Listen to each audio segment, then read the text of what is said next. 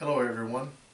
Weekly, I join local mayors and the medical officer of health discuss local condition as a result of COVID-19.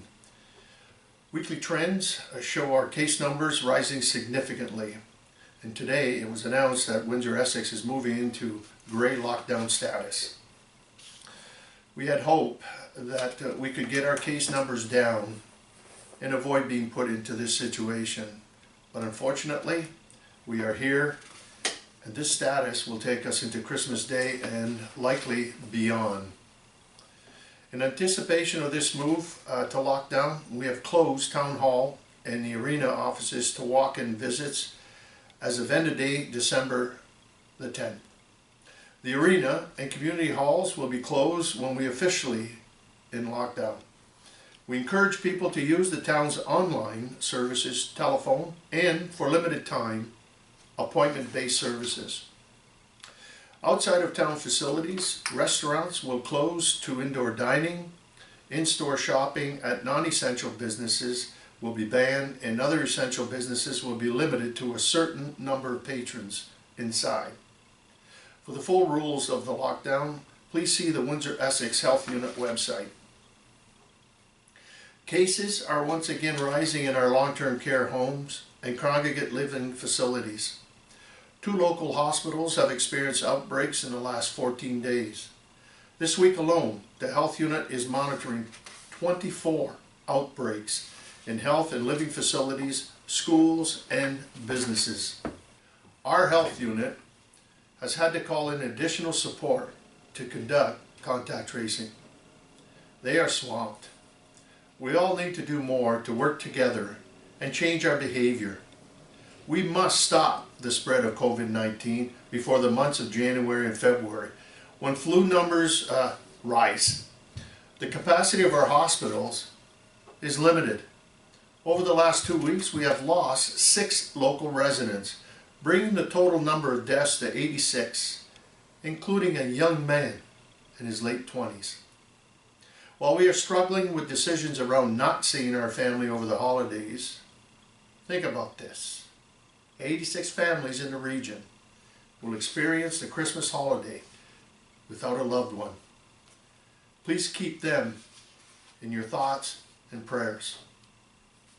News stories and comments about closures and restrictions have been met with anger and hostility by some people about infringements on their rights. Know that these measures are taken to protect everyone's health. As we have seen, this virus impacts all ages. Deaths across Canada have occurred in people under the age of 50 and in people outside of long-term care homes. So please, act in the public interest and do your part to protect yourself and others, just as you do every day when you get in your car and drive. You follow the rules of the road to protect yourself and others. This acting in public interest is not, and I repeat, is not an infringement of your rights.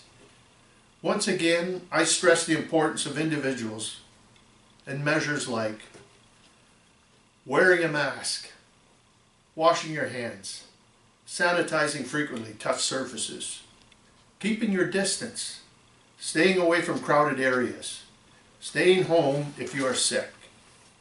Set aside your feelings of exhaustion and frustration with ongoing restrictions.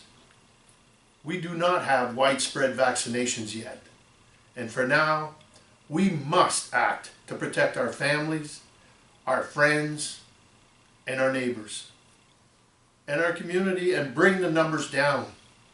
I know we can do this. In anticipation of upcoming holidays, we have introduced different activities to celebrate in lieu of our normal events, like the Santa Claus Parade.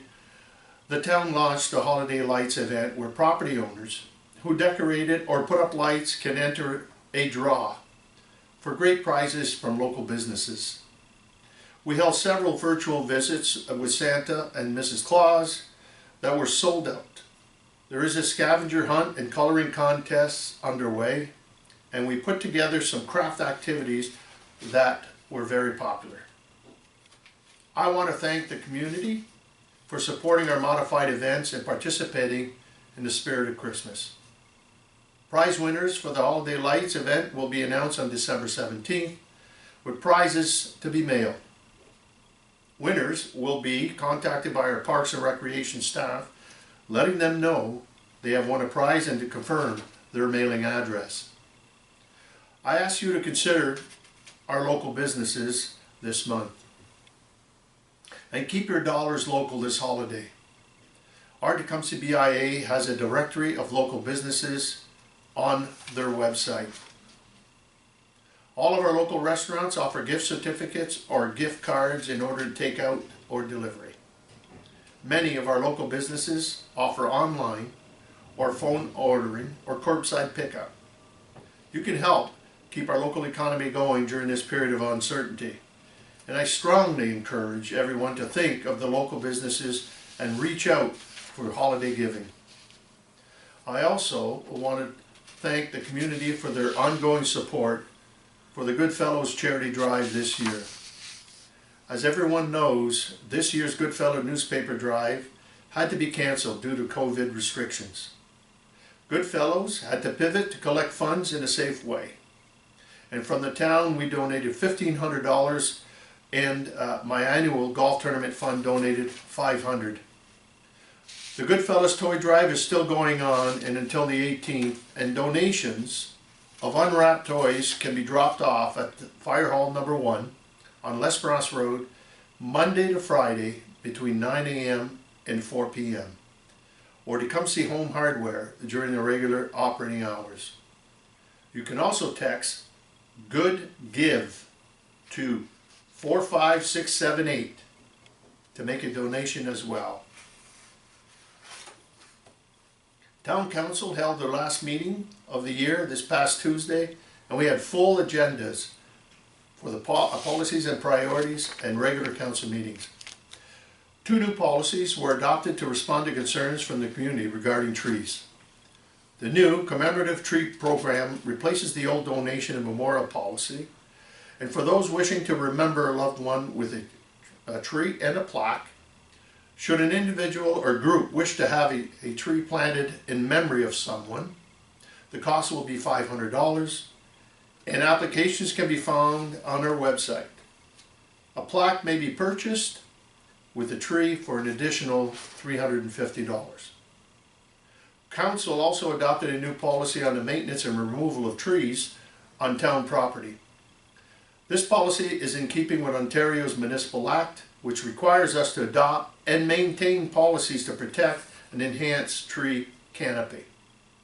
The new policy addresses the town's tree cover and guides trimming and removal of trees, whether requested by the public or determined by condition of the tree. It also outlines communication with the public on tree removals adjacent to their properties. Both policies can be found on the town's website. The town will also launch a survey of all trees on town property next year. The inventory will gather information like tree species, diameter, and ratings on condition. This will improve our management of the town's urban forests and give us direction where tree trimmings and/or removals will be necessary. Council also received the proposed 2021 business plan and budget from our Chief Administrative Officer and Director of Finance. This year, a draft budget proposes a 3.05% tax increase, which will be discussed at the budget deliberations scheduled on Wednesday, January 13th at 4 p.m. I encourage everyone to review the budget document on our website and see where your tax dollars are spent and what the town plans to achieve in 2021. This year has had an impact on our financial picture, but thanks to fiscally responsible decisions and federal and provincial assistance, we are in a good position to weather the COVID impacts of this year and next while continuing to deliver town services to you. This will be my last video message of the year, and I leave you with my warmest wishes for the holidays. Our town hall will be completely closed from December 24th to January 2nd. To everyone in our community in Essex County as well, I wish you a safe, happy end to 2020 and all the best of the new year.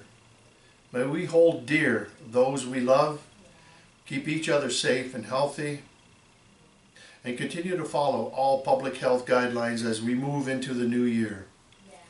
Thank you for joining me, and I will see you in January.